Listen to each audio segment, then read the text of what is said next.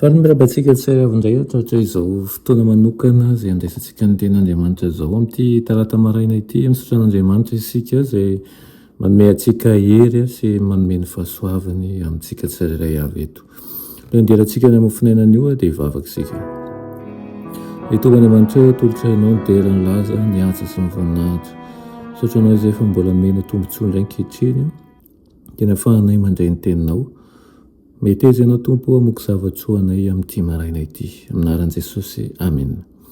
Lohatenin'ny mofinainantsika androany dia manao hoe sahy mivavaka. Alaina amin'ny Jaona voalohany toko 2:5-10 manao hoe aza tia izao tontolo izao na izay zavatra eo amin'izao tontolo izao. Raha misy olona tia izao tontolo izao dia tsy ao anatin'ny fitiavana ny Ray. Amen. Ireo milaza fa mahalala ny fahamarinana sy mahatakatra ny asa lehibe tokony atao amin'izao fotoana izao dia tsy maintsy manokana ny momba azy ho an'Andriamanitra. Aoka izy ireo hivavaka amin'ny fironan'izao tontolo izao sy ny fanaony amin'ny fitiavany, ny fiakanjony, ny fiteniny ary amin'ny lafim-piainany rehetra mihitsy azy. Tsy ny fitafiana no mampiavaka azy ireo fa noho izy vahoaka manokana sy masina dia tsy azo natao ny mitafy ny fitoviana amin'izao tontolo izao. Amin'ny mahavaoka an'Andriamanitra antsika dia tokony amboatra ny lalan'i Jehovah isika. Ny fahaiza-manao rehetra nomena Andriamanitra antsika dia tsy maintsy ampiasaina amin'ny fanomanana ny olona hanahaka an'Andriamanitra araka ny famola volany mba tonga azy hahafahatra amin'izao fiomanana ho amin'ny andro lehiben'i Jehovah izao. Maro ny mihevitra fa ho any an-danitra izy kanefa voatapon'izao tontolo izao ny masony. Maro be ihany koa ny tsy manana fanantenana mazava ka tadidy mindoza lehibe hanao an'izay nampianaran'i Jesosy indrindra fa tsy tokony ataony amin'ny fihinanana sy ny fisotro amin'ny fitafy ary mifamatotra amin'izao tontolo izao amin'ny fomba samihafa izy ireny. Ilainy ny mianatra lesona lehibe izay manan-danja fantatra amin'ny fitombona ara-panahy.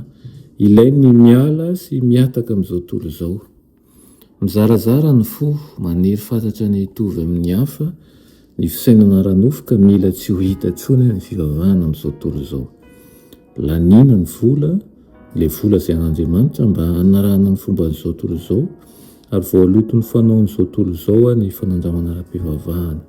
Samy tsy mahita ny fanahafana an'i Kristy na izao tontolo izao na ny lanitra. Izao ny fanontaniana tokony apetraka. Mova isika vonona hisaraka amin'izao tontolo izao mba hahatonga antsika ho zanak'Andriamanitra. Tsy asa vita ao anatin'ny fotoana fohy na andro anankiray izany fa asa mandritra ny fiainana. Tsy maintsy atao fitsim-piainana ny fitiavana an'Andriamanitra ka ho hita soritra eo amin'ny asa sy teny izay ataontsika ary ny eritreritrintsika rehetra ny momba ny ezaka sy ny ahafahantsika mandroso amin'ny fahamarinana hatrany. Ny ankatahantsika ny amin'Andriamanitra dia ny ahafahantsika mitombo am-pinoana hatrany ary ihany koa ny ahafahantsika manana fanandramana bebe kokoa miaraka amin'Andriamanitra isanandro isanandro. Amen. Vavaka isika. Misaotra anao zay rehony amin'izany teninao izany. Irinay mba ho tafita aminay tsirairay avy eto tokoa ny izany ka hanahaka anao tokoa izay andeha tahaka ny andehananao ary hanaraka izay fitsim-piainana sy toromarika izay omenao anay. Aminaran'i Jesosy. Amen.